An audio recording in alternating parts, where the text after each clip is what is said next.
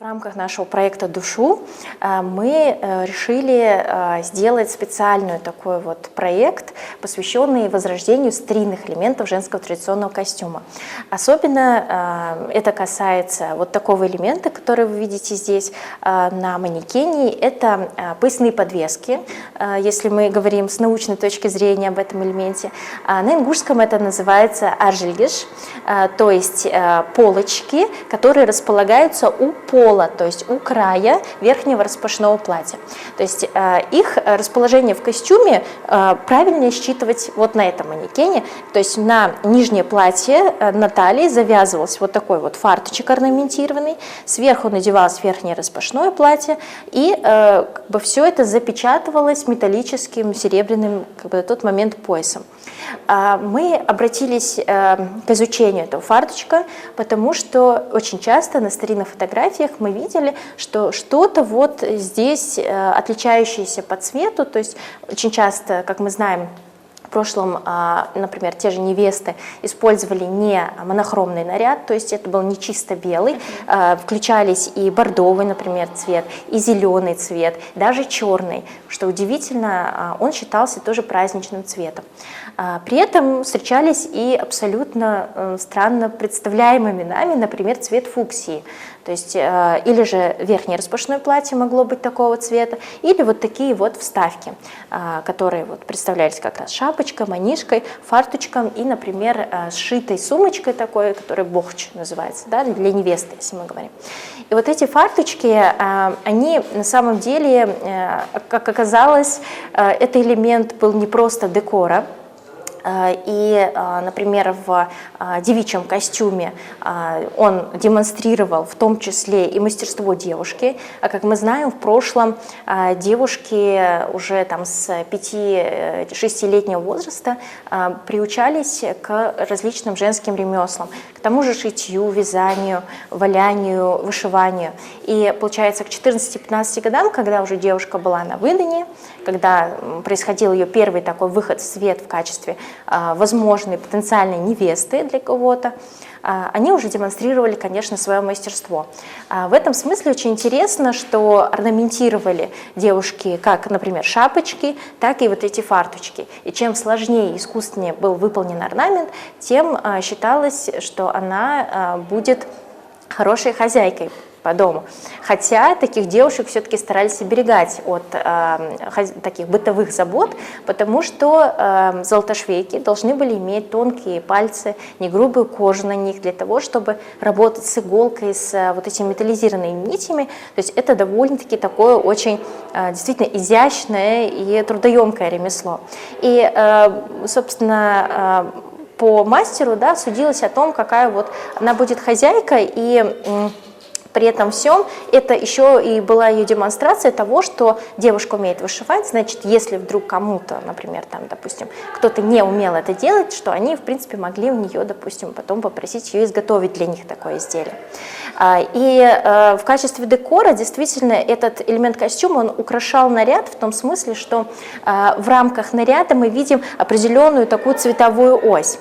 То есть вообще архитектоника наряда, она заключалась в том, что если мы посмотрим, как построена башня, да, широкая у основания, особенно боевая, если мы говорим, да, широкое основание и сужающееся вот до одной точки краешка вот этого верхнего камня, да, вытянущееся вверх.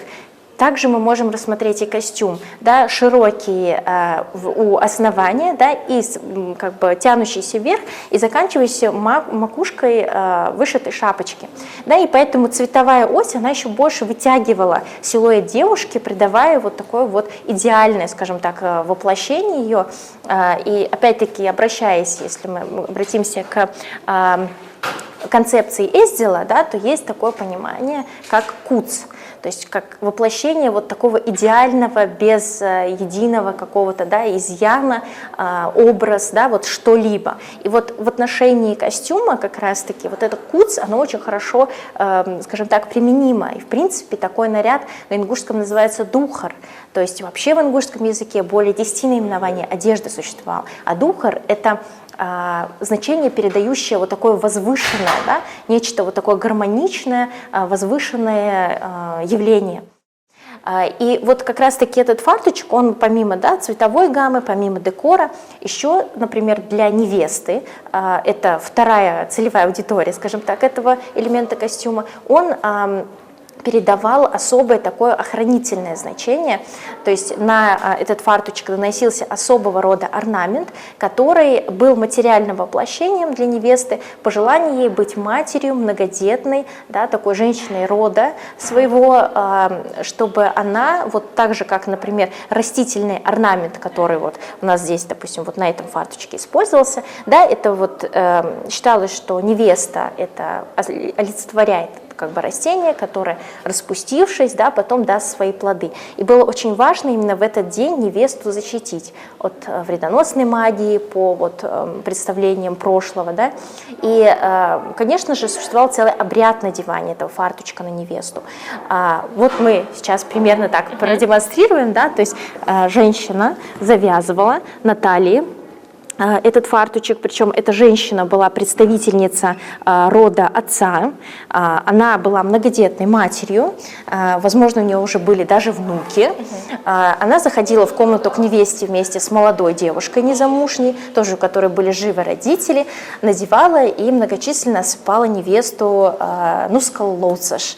Да, и вот одним из таких главных пожеланий, как я уже сказала, было быть ей многодетной матерью, быть хорошей хозяйкой, да, продолжительницей рода. И вот после свадебного дня невеста снимала с себя это одеяние, да, и по бытовавшей традиции передавала его незамужней заловке, если такая имелась, старшей незамужней заловке, или же, если такой не было, то девушке, которая из как бы, рода мужа, которой предстоит замужество. Да? Или же, если тоже такого не находилось, она оставляла этот наряд у себя для того, чтобы передать все эти элементы уже своей дочери там, или там, племяннице вот, и так далее. То есть невеста — это был как бы последний образ, да, в котором используются эти фарточки. Конечно, после того, как ислам уже укоренился, да, в Ингушетии, когда вот все вот эти языческие моменты, скажем так, они были отброшены, вот этот растительный орнамент, да, его искусственное исполнение, оно, конечно, стало нести уже такую декоративную роль и передавать, опять-таки, принадлежность этого элемента именно к ингушскому костюму. Вот здесь вот, например, воссозданы элементы, которые были скопированы с реальных образцов таких фарточков, то есть эти орнаменты, они относились где-то примерно к началу 20 века. То есть сами эти изделия, да, бывало такое, что, например, в наряде 1985 года использовался орнамент начала века. И за счет того, что эти орнаменты также от мастера к мастеру передавались, мы можем говорить о том, что они действительно вот бытовали в контексте костюма. Вот, на вас тоже, например, фарточек, в котором использовался орнамент с поясных подвесок невесты, которая выходила замуж в 1941 году. И они были изготовлены не непосредственно для нее, а это было изделие тоже начала 20 века. То есть по факту этот орнамент, он также присутствовал на шапочке невесты, то есть очень часто орнамент на шапочке и на фарточке перекликались между собой. Он был вот также вот воспроизведен.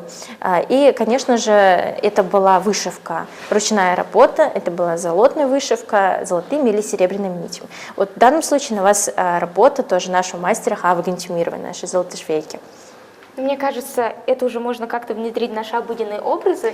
Мы стараемся очень, да, над этим работаем. Спасибо вам большое, Алена, за то, что рассказали. Я много нового для себя узнала, поэтому желаю вам творческих успехов и научной новизны в вашей работе. Спасибо вам большое.